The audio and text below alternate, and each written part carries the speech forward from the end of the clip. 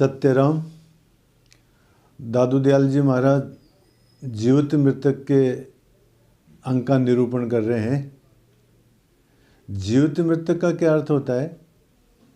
जीवित मृतक का अर्थ होता है जीते जी ही मृतक के समान हो जाना। तो यहाँ शरीर के मृत्यु की बात नहीं है। यहाँ अहंकार तथा वासना को मिटाने का तात्पर्य है। अपने अहंकार को मिटाना, अपनी वासनाओं को मिटाना ही जीवित मृतक होना है। जैसे मरा हुआ प्राणी निष्क्रिय होता है, वासनाओं से रहित होता है, इसी प्रकार से संतजन ब्रह्म विचार में मग्न रहते हुए जीवित मृतक के समान निष्काम गुणातीत होकर के और संसार भाव से मुक्त रहते हैं। जिस प्रकार से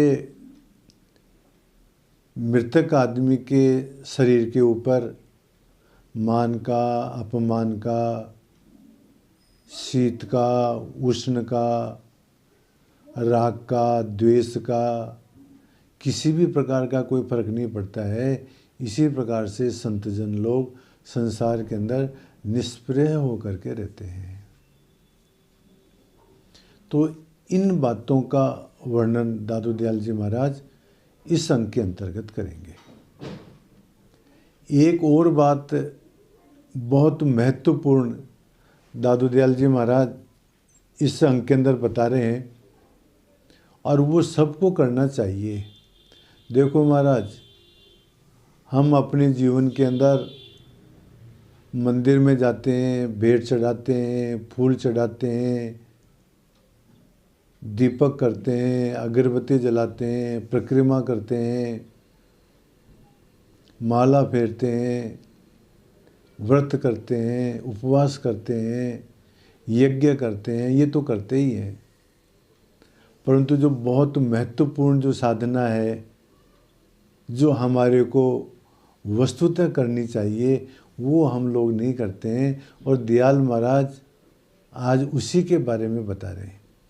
दयाल महाराज कहते हैं, धरती मत आकाश का, चंद सूर काले, दादू पानी पवन का, राम नाम कह दे।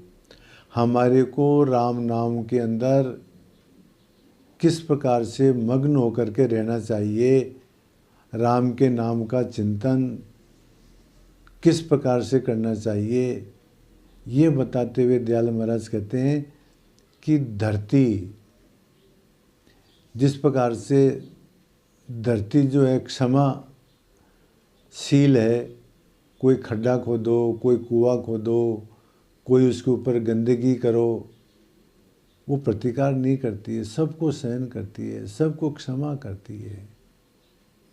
इसी प्रकार से साधक को, जो अध्यात्म मार्ग का पथिक है, जो धर्म के मार्ग पर चलना चाहता है, अध्यात्म मार्ग के ऊपर चलना चाहता है, उसको धरती के समान क्षमाशील होना चाहिए। आकाश जिस प्रकार से असंग है, कितने ही बादल आते हैं, कितनी ही बरसात होती है, परंतु वो उनसे असंग रहता है। इसी प्रकार से साधक को संसार के अंदर असंग रहना चाहिए, कहीं पर भी आसक्त नहीं होना चाहिए, किसी का भी संग का प्रभाव पड़ना नहीं चाहिए। चंद्रमा की तरह से शीतल रहना चाहिए। हमारी हालत तो ऐसी है महाराज, कोई कुछ भी कह दे तो हम तुरंत उछल जाते हैं, तुरंत उत्तेजित हो जाते हैं। चंद्रमा की तरह से शीतल रहना चाहिए।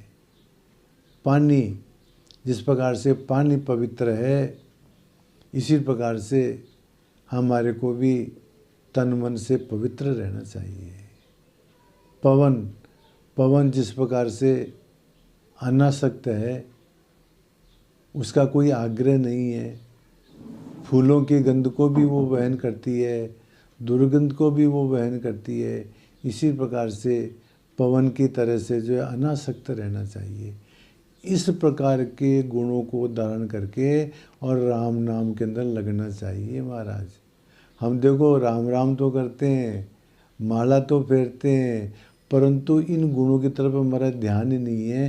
तो दयाल महाराज कहते हैं हमारे को धरती की तरह से क्षमा, आकाश की तरह से असंगता, चंद्रमा की तरह से शीतलता, सूर्य की तरह से तेजस्विता, पानी की तरह से पवित्रता और पवन की तरह से अनासक्ति गुण धारण करके परमात्मा का भजन करना चाहिए। वस्तुतः जो यदि कोई आराधना है तो महाराज इन गुणों को धारण करना, क्षमा धारण करना, निर्लिप्त असंग रहना, शीतल रहना, तेजस्वी रहना, पवित्र रहना, अनासक्त रहना, इन गुणों को अपने जीवन में धारण करना चाहिए महाराज। और इन गुणों को धारण करते हुए परमात्मा का मनन करना चाहिए। बहुत बढ़िया बात बताई। और कहते हैं दयाल महाराज इसी बात को आगे बढ़ाते हुए, दादू धरती वह रहे, तज कूड़ कपट अहंकार, साई कारण सिर सहे, टाको प्रत्यक्ष सृजनहार। परमात्मा का दर्शन किसको होगा, परमात्मा किसको प्रत्यक्ष होंगे, परमात्मा की अनुभूति किसे होएगी, ये बात बताते हुए दयाल महाराज कहते हैं दादू धरती वह रहे। जिस प्रकार से धरती जो है क्षमा करती है, सहन करती है, इसी प्रकार से सारी बातों को सहन करो महाराज। और तज कूड़ कपट अहंकार, झूठ कपट अहंकार, इनको छोड़ करके और धरती की तरह से क्षमा जरनावान रहो महाराज। समता धारण करो। दादू धरती वह रहे, तज कूड़ कपट अहंकार, साई कारण सिर सहे। परमात्मा की प्राप्ति के लिए, सत्य के आचरण के लिए यदि कसौटी भी आवे, यदि कष्ट भी आवे, तो उसको सहन करो महाराज। देखो महाराज, कथा तो नहीं सुनाऊंगा, परंतु हरिश्चंद्र के ऊपर कितना कष्ट आया। सत्य के आचरण के लिए उन्होंने अपने स्त्री और पुत्र को बेच दिया महाराज। मोरध्वज भक्त हुए हैं, उनके सामने तो इतनी समस्या आई महाराज कि परमात्मा ने उनकी परीक्षा लेने के लिए कहा कि हमारे साथ में सिंह है, ये सिंह भोजन करेगा तब हम करेंगे। और महाराज राजा और रानी ने अपने हाथ से लड़के के 2 टुकड़े करके और सिंह के सामने डाल दिया महाराज। कितनी कसौटी सही। तो परमात्मा की प्राप्ति के अंदर, परमात्मा के मार्ग के अंदर यदि कोई कष्ट भी आवे तो उनको सहन करना चाहिए। ताकू प्रत्यक्ष सृजनहार, ऐसे व्यक्ति को ही जो है परमात्मा की अनुभूति होती है, ब्रह्म का दर्शन होता है। जो धरती की तरह से क्षमावान रहे, समता में रहे और झूठ कपट और अहंकार इत्यादि को छोड़ दे और परमात्मा के मार्ग के अंदर आने वाले कष्टों को सहन करे, ऐसा व्यक्ति ही परमात्मा प्राप्ति के योग्य है महाराज। ये बात कह रहे हैं दयाल महाराज। तुलसीदास जी महाराज रामायण में कहते हैं, निर्मल मन जन सो मोहि पावा। जिनका अंतःकरण निर्मल है वो मेरे को प्राप्त कर सकते हैं। मोहे कपट छल छिद्र न भावा।